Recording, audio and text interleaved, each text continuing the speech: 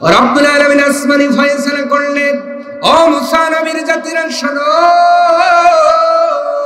আমি আল্লাহ যেই গরুটা জবাহ করার জন্য তোমাদের বলেছি, ওই গরুটার প্রথম নম্বর গুণ হবে, ওই গরু একেবারে বৃদ্ধ হবে না, একেবারে বকনা হবে না, মিডিয়াম বয়সের একটা গরু হবে। জোরে বলুন সুবহানাল্লাহ। আওয়ানুম বাইনা যালিক, বৃদ্ধ নয়, একবারে বকনাও নয়, আওয়ানুম বাইনা যালিক, এই দুইটা যে পর্যায়ে এর মধ্যবর্তী অবস্থান করবে, তার মানে মিডিয়াম বয়সের গরু হবে। ফাফআলু মা তুমারুন। আল্লাহ রাব্বুল আলামিন মুসা নবীর মাধ্যমে জানালেন, ও জাতির লোকেরা, ফাফআলু, তোমরা তাই করো, মা তুমারুন,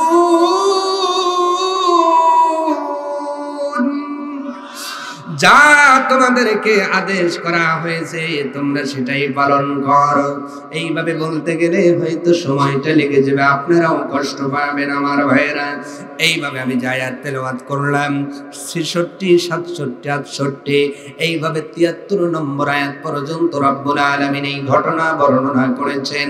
আমি আপনাদের সাথে কাছে সংক্ষিপ্তভাবে ঘটনাটা বর্ণনা করতেছি। আমার ভাইয়েরা, এবার জাতির লোকেরা আবার প্রশ্ন করলো, ও সাইয়েদনা মুসা, শুধু বললা বৃদ্ধও হবে না, আবার বকনাও হবে না, মাঝামাঝি বয়সের হবে, এবার বলো লাউনুহা, তার রংটা কেমন হবে? সাইয়েদনা মুসা আলাইহিস সালাম আল্লাহর কাছে জিজ্ঞাসা করার পরে রব্বুল আলামিন বললেন, ও আমার নবী মুসা বলে দাও, ওই গাভীর রংটা হবে একদম সফরাউন, মানে হলো হলুদ বর্ণের, গাঢ় হলুদ। কি হলুদ?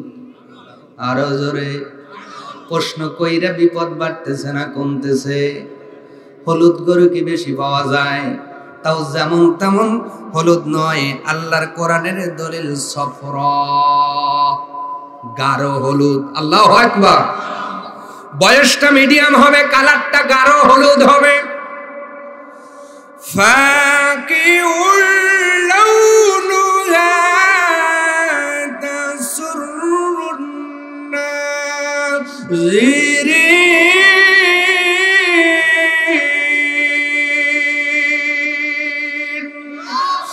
রব্বুল আলামিন বললেন, ও মুসা, তুমি তাদের বলে দাও, এই গাভীর দিকে তাকাইলে যারা দেখবে তাদের মনের মধ্যে বড় ভালো লাগবে। ফাজআলনাহা নাকালান লিমা বাইনা ইয়াদাইহা ওয়া মা খালফাহা। আওয়াজ করে বলা যাবে না সুবহানাল্লাহ। রব্বুল আলামিন বলছেন, অনন্তর সেই রব তোমাদেরকে পূর্বের এবং পরপূর্বের মানুষদের ভিতর থেকে পরবর্তীদের জন্য আল্লাহ কিছু নিদর্শন রেখে দিয়েছেন, উদাহরণ রেখে দিয়েছেন, দৃষ্টান্ত রেখে দিয়েছেন। কেন? ওয়া মাউইযাতুল লিল মুত্তাকিন। আল্লাহু আকবার।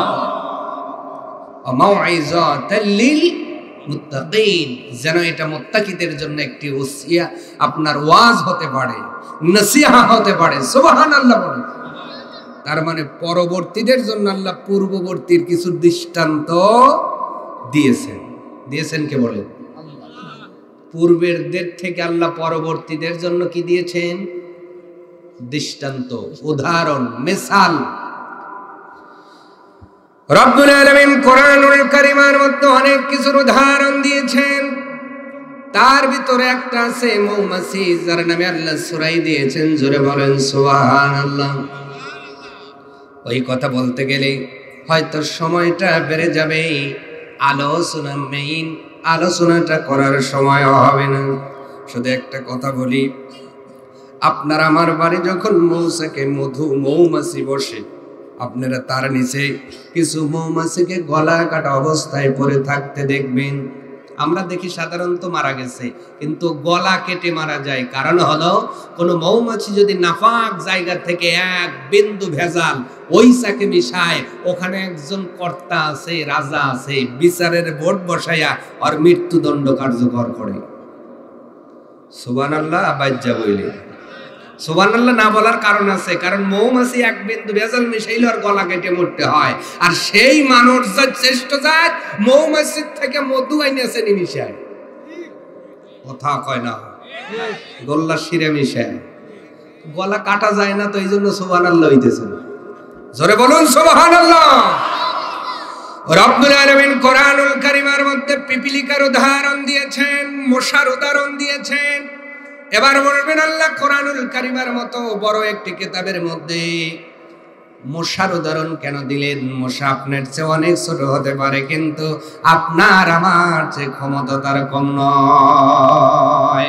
প্রাণী বিজ্ঞান বলছে মশার মধ্যে আল্লাহ 47টা দাঁত দিয়েছে। সুবহানাল্লাহ। কয়টা? আপনার মধ্যে কয়টা দাঁত?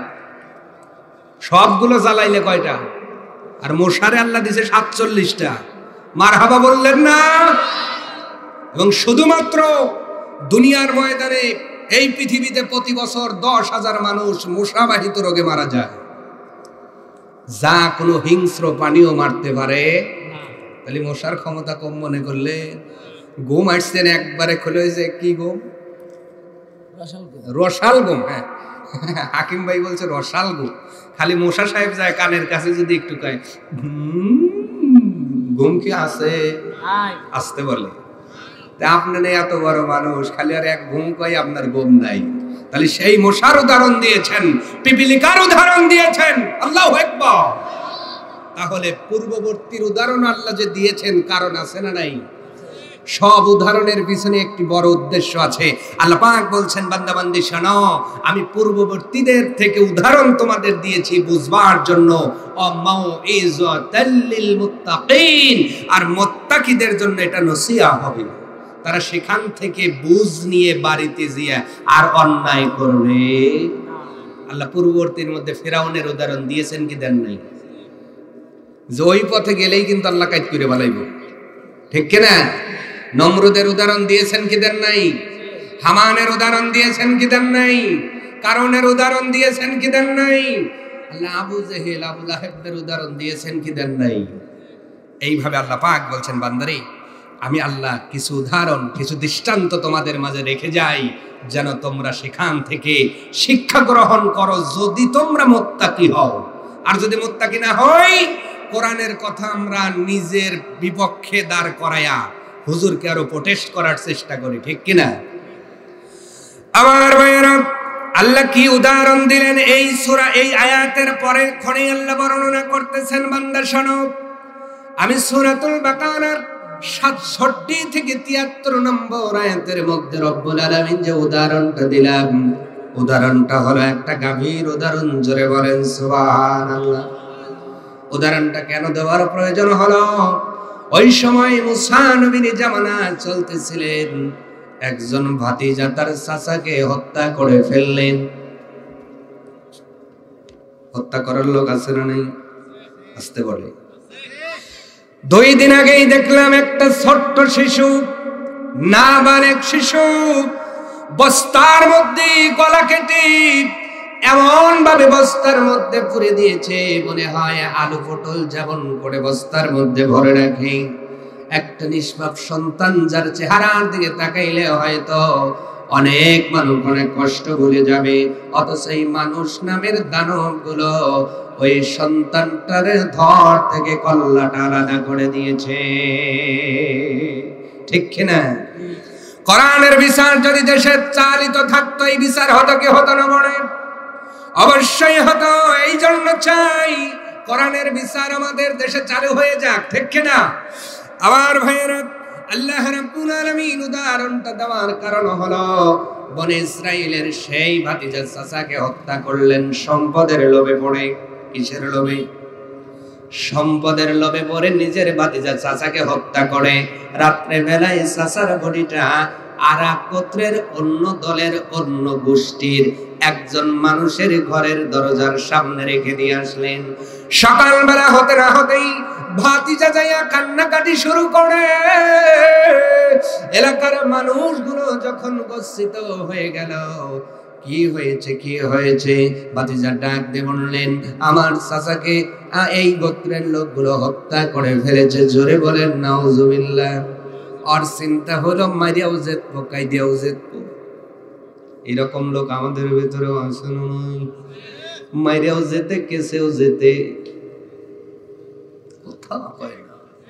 আছে না নাই? যেগুলো মারিয়াও যেতে, কায়দাও যেতে, কেসেও যেতে, টাকায় যেতে, পাওয়ারে যেতে, ওইগুলার ভিতরে ভাতিজার রক্তর কিছু ছিটে আছে। কথা কন না কা? চাকসা এরকম নাই। কথা কইলে তো হুজুরের সমস্যাই কম হয় নাকি? রাগ করতেছেন? এই জন্য আমি বারে বারে বলে, আমি কিন্তু মিঠে ওয়াজ করি না, নুনিয়া ওয়াজ। নুনিয়া ওয়াজ কি ওয়াজ? চললেও চলবে, না চললে বলবেন বাদ দিব, কিন্তু অত মিষ্টি ওয়াজ আমার কাছে নাই।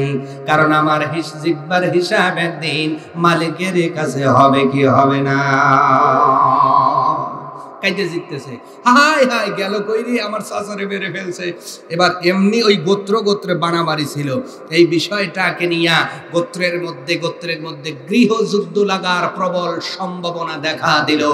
গোত্রের কয়েকজন পরামানিক চলে গেল মুসা নবীর কাছে, ডাক দিয়ে বললেন, ও মুসা পয়গম্বর, তুমি না আল্লাহর কালিমুল্লাহ, আল্লাহর কাছে একটু কথা বলো, দেখো এই সমাধানটা কেমনে পাওয়া যায়। সুবহানাল্লাহ।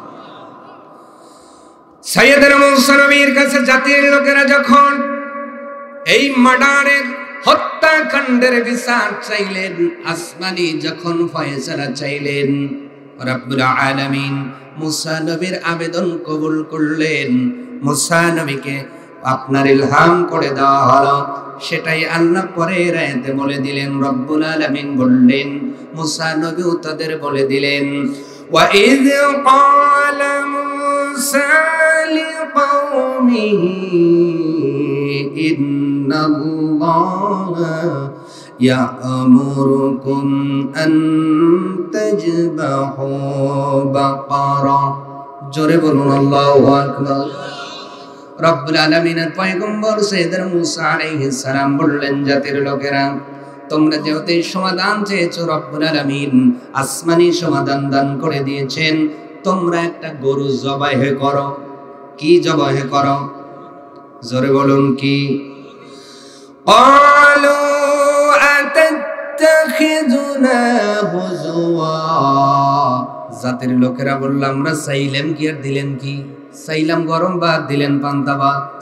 মানে চাইলাম বিচারার, আপনি কোন গরু জবাই করেন, আমাদের সাথে মশকরা করেন, হুজুয়া তামাশা করতেছেন আমাদের সাথে।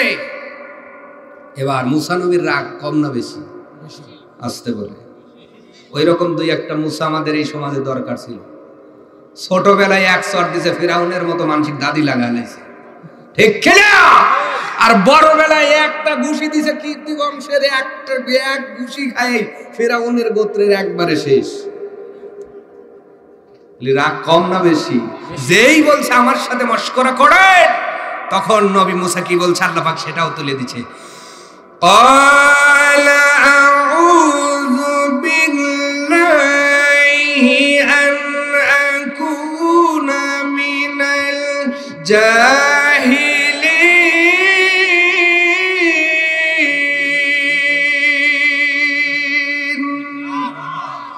রব্বুল আলামিনের পয়গম্বর সাইয়েদনা মুসা আলাইহিস সালাম বললেন, জাতির লোকেরা, আমি তোমাদের সাথে মশকরা করব।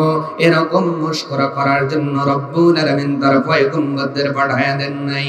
আমি তোমাদের কাছে মূর্খদের হতে থেকে আল্লাহর কাছে পানা চাইতেছি। তোমরা যেমন মূর্খ, আমি নবী মুসা তেমন মূর্খ নয়। আমি সেইটাই বলি যেটা আসমানের মালিক আমাকে বলা। যখন বলছে এটা আসমানি ফয়সালা, তখন গোত্রের লোকেরা বলছে, তাহলে গরু তো জবাই করব। তুমি বলো গরু কেমন ধরনের গরু? চিন্তা করছেন প্রশ্ন? এই জন্যই নবীজি বলেছেন, বেশিরভাগ জাতি ধ্বংস হয়েছে বেশি প্রশ্ন করার কারণে। আজকের জাতিদের ভিতরে প্রশ্ন বাড়ছে না কমছে? কথা বলে না। কেমন প্রশ্ন? নিজের মধ্যে ফরজের অভাব আছে সেইটা নিয়ে প্রশ্ন করবে না। আব্দুল হাকিমের সাথে দেখা হলে প্রশ্ন করবে, হুজুর শীত হয়ে শোয়া যায় না কাইতে হয়ে শোয়া যায় কোন হুজুর? আবার বলবে লম্বা টুপি দেব না পাঁচ কল্লি দেব, আবার বলবে ফাড়া জামা দেব না লম্বা জামা দেব, নামাজের পরে মোনাজাত করব কি করব না, অথচ সুদ ঘুষ খায়া উত্তর চেয়েও নাপাক হইছে, ও মোনাজাত করলেই কি না করলেই কি? কথা বলা লাগবে কিন্তু। যে মানুষ সুদ ঘুষ খায় নাপাক হয়, ও মোনাজাত করলেই কি না করলেই কি? আপনার তো নামাজই হচ্ছে না, আপনি ফরজের চিন্তা করেন না, অথচ এই গুতাগুতির প্রশ্ন কইর অনেক জাতি ধ্বংস হয়ে গেছে। আজকে আমার দেশের মধ্যেও এই জাতীয় প্রশ্নগুলো বাড়তেছে না কমতেছে? বলেন। অতএব প্রশ্ন কম করেন, আমল বেশি করেন, আল্লাহ আপনাদের শান্তি দান করবে, ঠিক কি না? প্রশ্ন শুরু করে দিয়েছে মুসা নবীর কাছে, কেমন গরু? মুফাসসির কিরামগণ বলেছেন যদি তারা প্রশ্ন না করে যে কোনো গরুকে জবাই করে দিত, রব্বুল আলামিন হয়তো সেই গরুতেই আল্লাহ তাদের হয়তো মুক্ত করে দিতেন। কেন? মুসা নবী বললেন গরু জবাই করে ওই গরুর এক টুকরা গোশত ওই মৃত চাচার শরীরে আঘাত করলেই চাচা জিন্দা হয়ে তার হত্যাকারীর নাম বলে দেবে। কারণ ওই জাতির লোকেরা এত গোমরা ছিল, মুসা নবী যদি রায় দিত অনেকেই বলতো সন্দেহ আছে।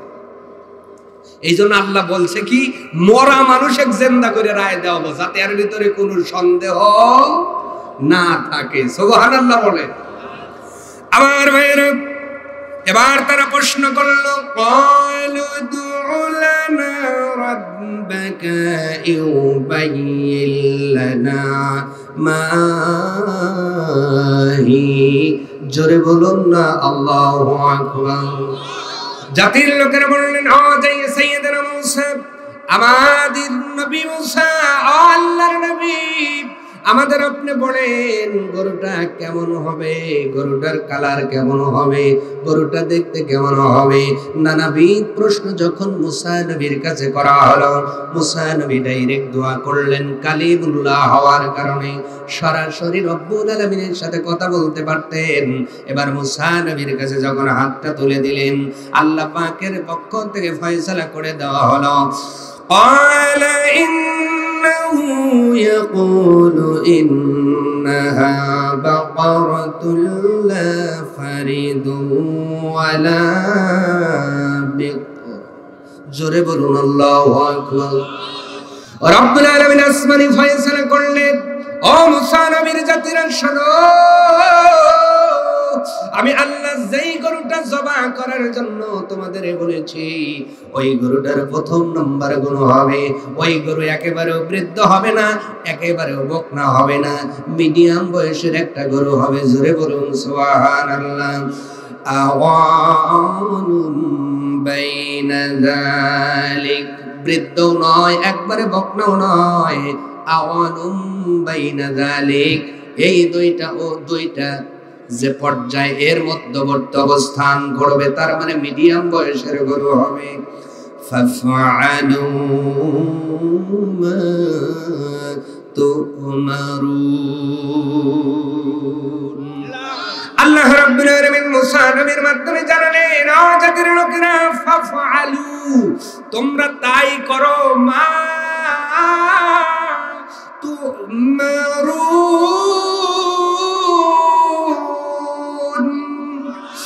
যা তোমাদেরকে আদেশ করা হয়েছে তোমরা সেটাই পালন করো। এইভাবে বলতে গেলে হয়তো সময়টা লেগে যাবে, আপনারাও কষ্ট পাবেন আমার ভাইয়েরা। এইভাবে আমি যে আয়াত তেলাওয়াত করলাম ৬৬, ৬৭, ৬৮, এইভাবে ৭৩ নম্বর আয়াত পর্যন্ত রব্বুল আলামিন এই ঘটনা বর্ণনা করেছেন। আমি আপনাদের সাথে কাছে সংক্ষিপ্তভাবে ঘটনাটা বর্ণনা করতেছি। আমার ভাইয়েরা, এবার জাতির লোকেরা আবার প্রশ্ন করলো, ও সাইয়েদনা মুসা, শুধু বললা বৃদ্ধ হবে না, আবার বকনাও হবে না, মাঝামাঝি বয়সের হবে। এবার বলো লাউনুহা, তার রংটা কেমন হবে? সাইয়েদনা মূসা আলাইহিস সালাম আল্লাহর কাছে জিজ্ঞাসা করার পরে রব্বুল আলামিন বললেন, ও আমার নবী মূসা বলে দাও, ওই গাভীর রংটা হবে একদম সফরা, মানে হলো হলুদ বর্ণের, গাঢ় হলুদ। কি হলুদ? আরো জোরে প্রশ্ন কইরা বিপদ বাড়তেছে না কমতেছে? হলুদ গরু কি বেশি পাওয়া যায়? তাও যেমন তেমন হলুদ নয়, আল্লাহর কোরআনের দলিল সফরা, গাঢ় হলুদ। আল্লাহু আকবার। বয়সটা মিডিয়াম হবে, কালারটা গাঢ় হলুদ হবে। ফাকিউল লাউনুহা তাসুরুন নাযিরিন।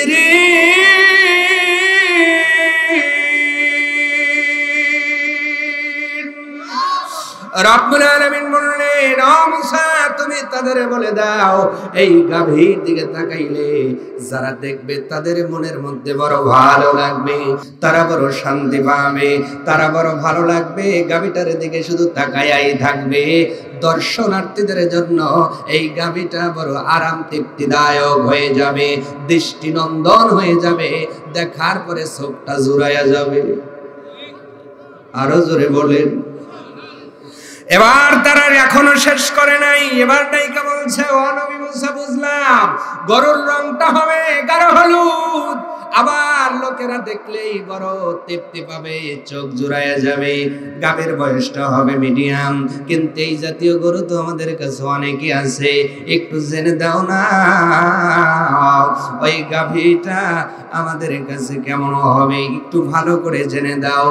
যদি তুমি জেনে দাও ইনশাআল্লাহু লা মুহতাদুন। এইবার তারা ইনশাআল্লাহ বলেছে। রব্বুল আলামিন বললেন, মূসা রে, তারা ইনশাআল্লাহ বলার কারণে আমি আল্লাহ তাদের কাজটা সহজ করে দিয়েছি। যদি ইনশাআল্লাহ না বলতো তাদের কাজটা আরো কঠিন হয়ে যেত। ও চাকসাবাসী, এখান থেকে একটা শিক্ষা বাড়িতে নিয়ে যান। প্রত্যেকটা কাজে যদি ভবিষ্যৎ রিলেটিভ হয়, ইনশাআল্লাহ আছে না নাই? বলবো কি বলবো না? ইনশাআল্লাহ তারা যখন বলে দিল, রব্বুল আলামিন তাদের কাজটা সহজ করে দিলেন। এবার সাইয়েদনা মূসা আলাইহিস সালামের মাধ্যম দিয়ে বলে দিলেন, ও আমার নবী মূসা তুমি জানাই দাও, ওই গাভীর আরেকটা শর্ত হলো, এই গাভী দ্বারা খেতে কাজ করানো হয় নাই, সেচও দেওয়া হয় নাই, এই গাভীকে দ্বারা কোনো কষ্টও করানো হয় নাই, এমন একটা গরু লাগবে। জোরে বলুন মারহাবা। যখন এই কথা বলছে, জাতির লোকেরা বলছে, ক্বালুল আনা জিতা বিল হক, হ্যাঁ এখন আপনি সত্য কথা নিয়ে এসেছেন। আল্লাহু আকবার। তারা এখন কি বলল? ফাজাবাহুহা ওয়া মা কাদু ইয়াফআলুন। এইবার তারা বলল, তাহলে আমরা এই গরুটা খোঁজার কাজে লেগে যাই। সবাই গরু খোঁজার কাজে লেগে গেলেন। এখানে একটু কথাটা ভালো করে বুঝবেন। আল্লাহ যদি আপনার কপালে কোটি টাকা লেখে থাকে, যে কোনো ভাবে আপনার কপালে আসবে। আর আল্লাহ যদি আপনার কপালে ভিক্ষার তালা হাতে লেখে থাকে, কোটি টাকা বাপের থাকলেও শেষ জীবনে ভিক্ষা করাই লাগ। জোরে এই ভরসা আছে তো? আল কদরি খায়রিহি ওয়া শাররিহি মিনাল্লাহি তাআলা। খুব ভালো করে বুঝবেন। এই জন্য হারামের পথে যাব না, হালাল ভাবে খুশি হয়ে যাব। জাতির লোকেরা গরু খোঁজা শুরু করে দিল। যে গোয়ালে যায় এই জাতীয় গরু নাই, বয়স লাগবে মিডিয়াম, কালার লাগবে গাঢ় হলুদ, দেখলেই যেন চোখটা না সরে, ডেলা ডেলা কইরা তাকায়া থাকে। কি কইরা? অনেক কোরবানির গরু দেখবে যে তাকায় থাকেন না। এই গরুটা যদি কিনতে পারতাম, কয় ভাই কয় লাখ, কয় 4.5 লাখ, কয় বাটি নাই রে, বাটি আউট, তবে মাল ভালো। ভুল বললাম? এমনও গরু আছে দেখতে মন চায়, ঠিক কিনা বলেন? আমার ভাইয়েরা, এদিকে আল্লাহ দেখেন মানুষকে কেমন করে আল্লাহ বড় লোক বানায়। যদি আপনি আল্লাহর পথে থাকতে পারেন, যদি ধৈর্য ধারণ করতে পারেন, আমার ভাইয়েরা, ওই জাতির মধ্যে একটা যুবক সন্তান ছিল। এখানে যারা বসে আছেন এখন ছাত্র বয়সে অনেকেই কিন্তু জুয়ার মধ্যে নিজের জীবনটা ঢেলে দিয়েছে। আসতে হইছে আসনা নয়। আমি ও দুনিয়াতে নামাজ পড়াই, অনেক কথাই কানে যায়। ও এলাকার যুবক ভাই, হারাম পথে যাও না। এখন তোমার টাকার চকচকানি দেখবা, শেষ বেলায় খেতে পারবা না। এমন একটা যুবক বাস করে যিনি কাঠ কেটে সংসার পরিচালনা করেন। কাঠ কেটে বাজার করে সংসার পরিচালনা করেন। এই যুবক সন্তান মা একদিন ডাকতে বলে, বাবা রে, তোমার সংসার চালাইতে বড় কষ্ট হয়ে যায়। তুমি যখন ছোট, তোমার বাবা দুনিয়া থেকে বিদায় হয়ে গেছে। তোমার বাবা বিদায়ের পূর্বে আমাকে বলে গিয়েছে তোমার জন্য একটা গরু রেখে গিয়েছে রে বাবা, মিরাজ সূত্রে, উত্তরাধিকার সূত্রে। ও বাবা, ওই গরুটার গলায় কোনোদিন আমি দড়ি দেই নাই। সন্তান ডাকতে বললেন, মা, গরুর গলায় দড়ি না দিলে গরু কি কোনোদিন থাকে নাকি? মা ডাকতে বলে, বাবা আছে, আমি জানি। তুমি ওই পাহাড়ের পাদদেশে যাইয়া মুসা নবীর রবে নামে একটা ডাক সারবা। রব্বুল আলামিন তোমার হক তোমার কাছে ফেরত দিয়ে দেবে। এরা গরু পাইতেছে না, আর ওইদিকে গরুর খেলা খেলতেছে কে? আরো জোরে। যেই ঘটনার প্রেক্ষিতে সূরাতুল বাকারা নাযিল হয়েছে, ভালো করে বুঝবেন। এবার মায়ের কথা শুনে সন্তান যখন পাহাড়ের চূড়ায়, পাহাড়ের পাদদেশে, পাহাড়ের চূড়ায় উঠে যখন ডাক দিলেন, ও মুসা নবীর মালিক, আমার হক আমার কাছে ফেরত দিয়ে দেন। সঙ্গে সঙ্গে আল্লাহ এত সময় কোরআনে যতগুলো গুণ গরুর বর্ণনা করেছেন, সব গুণওয়ালা গরু যুবকের কাছে ধরা দিয়েছে। আর জোরে বলে, সব গুণ আছে। আয়েশা কাছে দাঁড়িয়ে গেছে। আল্লাহু আকবার। গরু বলে, আল্লাহ একটু জবান খুলে দাও, কথা বলবো। আল্লাহ চাইলে গরুও কথা বলতে পারে। পারে কি পারে না? আসতে বলেন, পারে কি পারে না? আর আল্লাহ চাইলে কথা বলা মানুষের জবান বন্ধ হতে পারে। পারে কি পারে না? অতএব গরুকে কথা বলার আল্লাহ পাওয়ার দেয় নাই, আপনাদের দিয়েছেন। এই জবান দিয়ে আল্লাহর গুণগান গাওয়ার দরকার আছে না নাই? আবার হেরা, এবার মার কথা শুনে সন্তান দাঁড়ায়। গরু ডাকতে বলে, ও সন্তান, তোমার মা বড় আবেদা। তোমার মায়ের আমলের কারণে আমি কোথাও ছুটে যেতে পারি নাই, পালায়া যেতে পারি নাই। তোমার মাকে আমার মালিক বড় ভালোবাসে। আমায় তোমার মালিক, তুমি আমার এই দুনিয়ার মালিক হইলা, আমার অভিভাবক হইলা। আমি তোমার সাথে যাব, তুমি আমার পিঠে ওঠো, তোমাকে সওয়ারি কইরা নিয়ে যাব। আমাদের গুলো হইলে কি করতো? লাফ দিয়ে উঠতো। কিন্তু যুবক ডাইকা বলে, গরু রে, আমার মা বলেছে তোমার চোর ধরে নিয়ে যাওয়া লাগবে, তোমার উপরে ওঠার কথা মা বলে নাই। গরু ডাক দেওয়া হচ্ছে, যুবক রে শোনো, যদি তুমি আমার অফার মাইনা আমার পিঠে উঠতা, এক দৌড় দিতাম, কিয়ামতের আগ পর্যন্ত আমার হদিস পাইতে না। যেহেতু মায়ের কথা মেনে আমার চোরটা ধরেছ, আমার চোরটা ধরা লাগবে না। তুমি যাইবে যেই দিকে, আমি গরু যাব সেই দিকে। মায়ের কথা মানলে খুশি হয় কে? অথচ যুবকেরা মায়ের কথা মানতে চায় না। এমন যুবক যুবতী এলাকায় আছে না নাই? গরুটা বাড়ির মধ্যে নিয়ে যাওয়া হলো। এদিকে পরের দিনে মা বলল, ও বেটা, কাঠ কেটে সংসার চালাইতে বড় কষ্ট হয়। ও বেটা, যাও গরুটা বাজারে নিয়ে যাও, 3 দিরহাম হলে বিক্রি করবা। তবে দামটা পাকা হওয়ার আগে আমাকে আবার জিজ্ঞাসা করে নিবা, না হইলে গরু বিক্রি করবা না। সন্তান গরুটা বাজারে নিয়ে গেলেন। এবার আল্লাহ আসমান থেকে ফেরেশতাকে ক্রেতা বানায়া পাঠাইছে। আরো আস্তে ফেরেশতা ক্রেতা হইছে। সুবহানাল্লাহর সাইজ কি রে ভাই, জোরে কর না। পরীক্ষা করবে আল্লাহ ইমানটারে। আল্লাহু আকবার বলে। এবার ফেরেশতা ডাক দিয়ে বলছে, যুবক রে গরুর দাম কত? কয় মা কইছে 3 দিরহাম। কয় আমি দিব 6 দিরহাম। মারহাবা। আমাদের গুলো হইলে কি করতো? নিয়ে যান 3 দিরহাম মারে দিমু, আর 3 দিরহাম পকেটে রেখে বিড়ি খামু। ঠিক কিনা কর? আছে না নাই? বাবা যদি কয় তোর মারে এই 500 টাকা বা 300 টাকা 350 টাকা দে, ওই 300 দেয়, 50 টাকা আর থাকে না। তো ভালোটা খাইলে তাও না হইতো, খায় কি? কথা কয় না। সন্তান 6 দিরহামের আপনার অফার পাইয়া বলছে আপনি দাঁড়ান, আমার মা বলেছে গরু বিক্রির আগে মাকে জিজ্ঞাসা করার জন্য আমি একটু মাকে জিজ্ঞাসা করে আসি। যুবকটা মাকে কত ভালোবাসেন। বাড়ির মধ্যে যায় বললেন, মা রে একটা ক্রেতা 6 দিরহাম দাম বলে। মা ঘরের ভিতর থেকে বলতেছে, বাবা রে ওটা মানুষ নয়, ওটা ফেরেশতা। মার আমলটাও কত বেশি। ঘরের ভিতর থেকে ফেরেশতার খবর পায়।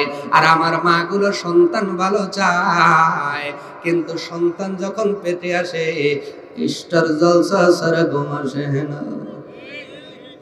আস্তে কোন আরো আস্তে, আসে না নাই? মা ভালো তো সন্তান ভালো, পেট ভালো তো সন্তান ভালো, জমি ভালো তো ফসল ভালো। মা ভালো না হইলে সন্তান ভালো হওয়ার কোনো গ্যারান্টি। মার কাছে যা বলছে, কই ফেরেশতা তুমি যা জিজ্ঞাসা করো, আমি বেচবো না কি করব? যা বলছে আপনি ফেরেশতা। ফেরেশতা কই বুঝলে কেমনে? কই মা কইছে। আল্লাহু আকবার। আপনি বলেন এই গরু কি বেচবো? ফেরেশতা কয় বাপরে আমি এই জন্য আসছি, এখন বেচো না, তোমার গরুর জন্য সুবর্ণ অফার ওয়েট করতেছে। সুবহানাল্লাহ। কয় কি অফার? কয় এই জাতীয় গরু এই দুনিয়ায় একটাও নাই। গোত্রে গোত্রে মারামারি লেগে যাবে, এই ভয়ে গোত্রের গোত্রপতিরা গরু খুঁজতেছে। তোমার গরু পাওয়ার পরে তুমি যা চাইবা তাই দিবে। সন্তান ডেকে বলে, কি চাইব? কয় যুবক রে তুমি চাইবে এই গরু জবাই কইরা খালার পরে এই কোষের মধ্যে যত সোনা দানা আটবে দেওয়া লাগবে। সুবহানাল্লাহ। ঘুমানোর আগে বইলে আরো জোরে। আল্লাহ হালাল ভাবে বড় লোক বানাতে পারে কি পারে না? ক্ষমতা আছে না নাই? যেই ছেলেটা কাঠ কেটে সংসার চালায়, ওই ছেলেকে আজকে বড় লোক বানাবেন রব্বুল আলামিন। ধৈর্যের ফল বড় মিষ্টি হয়। ও যুবক ভাইরা, অধৈর্য হয়ে ও সৎ পথে পরিচালিত হয় না। যুবকের মতো ধৈর্য ধারণ করো আমার ভাইরা। এবার যখন চলে আসলেন 2 দিন পরে লোকগুলো খুঁজতে খুঁজতে হয়রান, গরু কোথাও নাই। মিডিয়াম বয়স, গাঢ় হলুদ রং, যেই গরু দিয়ে হালহাবাদ করা হয় নাই, চাষ করা হয় নাই। গরু পাওয়া যায় তো বয়স মেলে না, বয়স মিললে দেখা যায় গাড়ের মধ্যে দাগ আছে, ওই গরু দেওয়া হবে না। এবার একজন খুঁজতে খুঁজতে দেখে জঙ্গলের মধ্যে একটা ছোট্ট বাড়ির মধ্যে গরু দেখা যায়। বলেন খোঁজার পরে যদি, দীর্ঘদিন খোঁজার পরে যদি পায়, ডাক কি আসতে দিছে? এ ভাই রে পাইছি, কথা কয় না। সামান্য গ্যাস লাইনে আপনি কোরবানির গরু খুঁজতে গেছেন, সারাদিন ঘুরতে পায় নাই, মাগরিবের আগে যখন পায় তখন ফোন দিয়ে কয় আয় রে পাইছি, বাজেটে মিলছে। ঠিক কিনা কর? আর যেই গরুর গোস্ত দিয়া মরা মানুষ জিন্দা হইব, ডাক কি আসতে দিছে? এত জোরে ডাক দিছে আর গলা ফাইকার যায়, সব চলে এসে কয় জি দেখেন দেখেন মারহাবা কর। সব তাকায় দেখে আল্লাহর কোরআনের বর্ণনা হুবহুব মিলে গেছে। বয়সটাও মিডিয়াম, গাঢ় হলুদ, দেখলে খালি দেখতেই মন চায়, পুষ্ট পুষ্ট। কারণ ও তো গোয়াইলে খায়া বড় হয় নাই, ও প্রাকৃতিক ভাবে বড় হয়েছে। সুবহানাল্লাহ বলে। এবার যা ডাক দিলেন, যুবক বের হয়ে আসলো। যুবক বলে আপনারা গরু কিনবেন? কয় তুমি জানলে কেমনে? কয় উপরের মালিক যারে জানে সে সব জানে। সুবহানাল্লাহ। গরু কিনবেন, গরু কিনবেন? বলে হ্যাঁ। যুবক রে কি দাম পাইলে গরুটা দিবা? কয় আমার মা বলেছে এই গরুটা জবাই করে এখানে পোষটা ছাড়াইবেন, এই পোষের মধ্যে যত সোনা দানা ধরবে এই সব দিয়া আমাকে বেতন দিয়ে আমাকে দিতে হবে, না হইলে গরু আপনাদের কাছে দিব না। এবার এই পরামানিক ওই পরামানিক দিকে তাকায়, ওই পরামানিক এইটার দিকে তাকায়, কি রে এই গরুর বেলে এই দাম, কয় দাম শুনতে উঠতেছিস, এইটা ছুটে গেলি পাবি না, পার সুতো আছে কি? তাও তো এক কথা, পার তো সুতো নাই, পাইছি নিয়ে নে, যার বিবির যত সোনা আছে নিয়ে আয়, মারহাবা কর। গরু জবা করা হলো, ওর মধ্যে দেওয়া হলো, ভরে গেল, যুবককে দেওয়া হলো। একদিনের মধ্যে যুবক ফকির থেকে কোটিপতি হয়ে গেছে। আরো জোরে বলুন। সম্মানিত ভাইরা আমার, ওই গরুর গোশত মৃত চাচার শরীরে টাচ করানোর সঙ্গে সঙ্গে জিন্দা হয়ে গেলেন। হওয়ার পরে বললেন, আমাকে কেউ মার্ডার করে নাই, আমার ভাতিজাই সম্পত্তির লোভে আমাকে হত্যা করেছে। বিচার হয়ে গেল, তাকেও সম্পদ থেকে বারণ করা হলো। উনিও পেলেন না, উনিও পেলেন না। চাচা আবার পরেক্ষণে মারা গেলেন। কিন্তু এই যুবকটা ধনী হওয়ার পিছনে শুধু মায়ের গুণ নয়, যুবকেরও গুণ ছিল। বলবো বলবো যুবকের কয়েকটা গুণ ছিল, তার ভিতরে 1 নম্বর গুণ হলো, ওই যুবক আপনার রাতটাকে 3টা ভাগ করতেন। 1 ভাগ ঘুমাইতেন, 1 ভাগ আল্লাহর ইবাদত করতেন, আর 1 ভাগ জনম দুঃখী মায়ের খেদমত করতেন। আর একটা গুণ ছিল, বলবো বলবো নাকি? যুবক যে আল্লাহ এমনি তারে ভালোবাসে নাই, শুধু মায়ের আমলে ভালোবাসে নাই, যুবকের আমল ছিল। আমলটা কেমন? উনি কাঠ কেটে বাজারে বিক্রি করে টাকা আনতেন। কাঠ কাটা কাজ কি সহজ কাজ? কিন্তু বিক্রি করার পরে কি খুব টাকা পাওয়া যায়? কত কত? সামান্য। যুবক কষ্ট করে সামান্য অর্থ পেতেন। দেখেন কি ইবাদত করতেন উনি। এই জন্য আল্লাহ বলছেন, আশরুআম সালিহা, আমার ব্যাংকে জমা দাও, আমি 10 গুণ দেব। সুবহানাল্লাহ। তার প্র্যাকটিক্যাল প্রমাণ, ওই যুবক উনি কাঠ কেটে বাজারে বিক্রি করার পরে রাতটাকে যেমন 3 ভাগ করতেন, ওনার সম্পদকেও 3টা ভাগে ভাগ করতেন। 1 ভাগ নিজের জন্য খরচ করতেন, 1টা ভাগ মায়ের জন্য খরচ করতেন, আর 3য় ভাগ আমার আল্লাহর রাস্তায় দান করে দিতে। কাঠ কেটে বাজারে বিক্রি করে 3 ভাগ করে। আর আমরা বছরে একটা জালসা দান করবো, তাও সারিবের ভাবি ভোগ জিজ্ঞেস করি, কয় মন দেবো? কত? কোথাও কয় না। আর জোরে, নগদ দেব না বাকি দেব? এটাও পরামর্শ করেন কেমনে আপনি তাদের সাথে জান্নাতে যাবেন। যুবক কাঠ কেটে 3 ভাগ করেছে, আল্লাহ আপনার লাভ সহ ব্যাগ দিয়েছেন, ফেরত দিয়েছেন। ও যুবক ভাইয়েরা, আমার চাচারা, আমার কাকারা, আমার দাদিরা, আমার চাচিরা, আমার বোনেরা, আমার খালারা, যাই বোঝেন, ওই মায়ের মতো যদি মা হতে চান, খরচ করার দরকার আছে না নাই? আর ওই মানুষটার মতো যদি সৎভাবে বড়লোক হতে চান, আল্লাহর ব্যাংকে টাকা জমা দিতে হবে। যেই ব্যাংকে ডাকাতি হয় না, যেই ব্যাংকের টাকা বিদেশে যায় না, ওই ব্যাংকে কি কোনোদিন কেলেঙ্কারি হয়? ওই ব্যাংকে জমা দেওয়া লাগবে। যুবক বলছে, জাতির লোকেরা, আল্লাহ আমাকে 10 গুণ নয় 1000 গুণ করে ফেরত দিয়েছেন, কারণ আমি কষ্টে টাকা 3 ভাগ করতাম। 1 ভাগ আমার জন্য, 1 ভাগ মায়ের জন্য, আর 1 ভাগ আমার আল্লাহর জন্য। আমি আমার জন্য চাই নাই। যেই ঘরটা দুনিয়াতে আল্লাহর ঘর, কার ঘর? একটু বিবেক দিয়ে জিজ্ঞাসা করেন, কার ঘর? এতদিন শুনছেন, আর আজকে একটু মাথায় নিয়ে 2 সেকেন্ড ভাবেন তো, যে এই দুনিয়াতেই আল্লাহর ঘর আছে। এই দুনিয়াতেই যে আল্লাহরে দেখা যায় না, আল্লাযীনা ইউমিনুনা বিল গায়ব, যেই আল্লাহ গায়বে আছেন, অদৃশ্যে আছেন, সেই আল্লাহর ঘর এই দুনিয়াতে। সুবহানাল্লাহ বলবেন না? সুবহানাল্লাহ। অথচ দুঃখজনক হলেও সত্য, সেই ঘরে লোকের সংখ্যা কম। সেই ঘরে লোকের সংখ্যা কম, কিন্তু শয়তানের ঘরে লোকের অভাব নেই। শয়তানের ঘর আছে দুনিয়ায়, বলবো বলবো সেই ঘরের নাম হলো বাজার। বাড়ির নাম, ঘরের নাম কি বলে? এই ঘরে কি লোকের অভাব? আজকে এই জালসাকে কেন্দ্র করে যে মেলা বইছে, অনেক কি লোক কম? আসতে বলেন কেন লোক কম? আল্লাহর ঘরে লোক যায় না, শয়তানের বাড়িতে লোক একবারে টাকা দিয়ে যায়। তো ওই যুবকের চরিত্র কি ধরা যাবে? যাবে না। প্রিয় ভাইয়েরা, আল্লাহর ঘরকে উন্নত করার জন্য, আল্লাহর ঘরের পাশে থাকার জন্য যারা আজকে হাতটা বাড়িয়ে দিবেন তাদের অবস্থা কেমন হবে বলতে গেলে একটু সময় লাগবে। কারণ কিয়ামত যখন সংঘটিত হবে সব কিছু ধ্বংস হবে। কার কথা? আসতে বলে কুল্লু মান আলাইহা ফানি ওয়া ইয়াবকা ওয়াজহু রাব্বিকা যুল জালালি ওয়াল ইকরাম।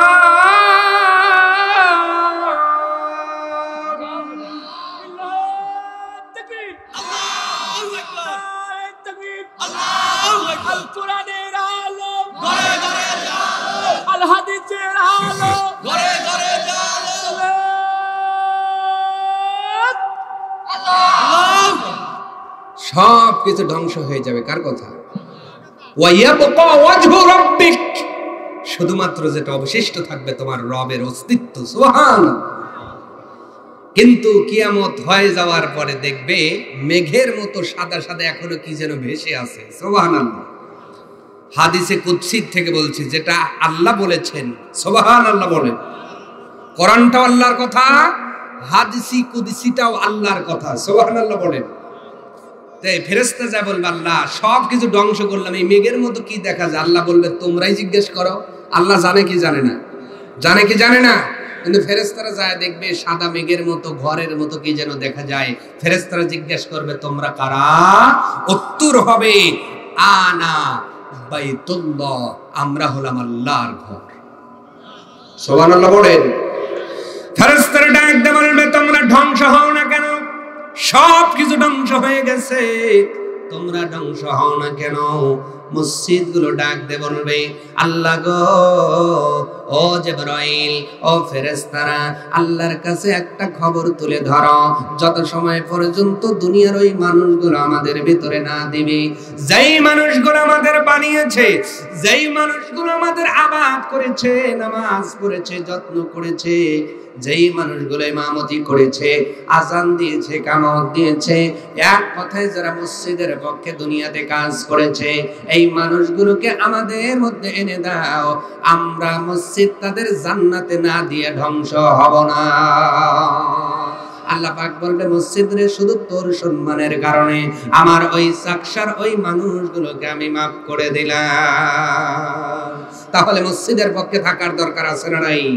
আছে না নাই?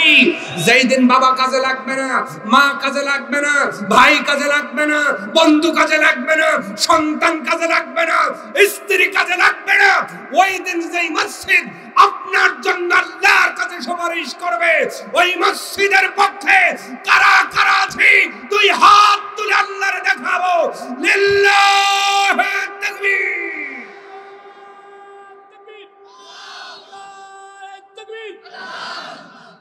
সবাই এতক্ষণ স্লোগান হইছে, এইবার প্রমাণ হইব। কি হইব? প্রমাণ হইব। প্রমাণ মানে পরীক্ষা হইব। কারণ স্লোগান দেওয়া, মিছিল করার, ভোট দেওয়া এক জিনিস না। যে মেম্বার ফেল করে দেখবেন ওর পিছনে লোক বেশি করে, ওর ওই নির্বাচনের দেহেই বোঝা যায় যে মনে হয় যে পারিয়ে যাইব, কিন্তু দেখা যায় 250 ভোটে ফেল করছে। কয় ভোটে? এত বড় মিছিল, ওর তো মিছিলের লোকই আসছিল না, ও জিতলো কেমনে? বোঝা গেল মিছিল করা আর ভোট দেওয়া এক জিনিস। এতক্ষণ মিছিল করছেন, এখন আমি ভোট দেখবো কার কার ভোট পরে এই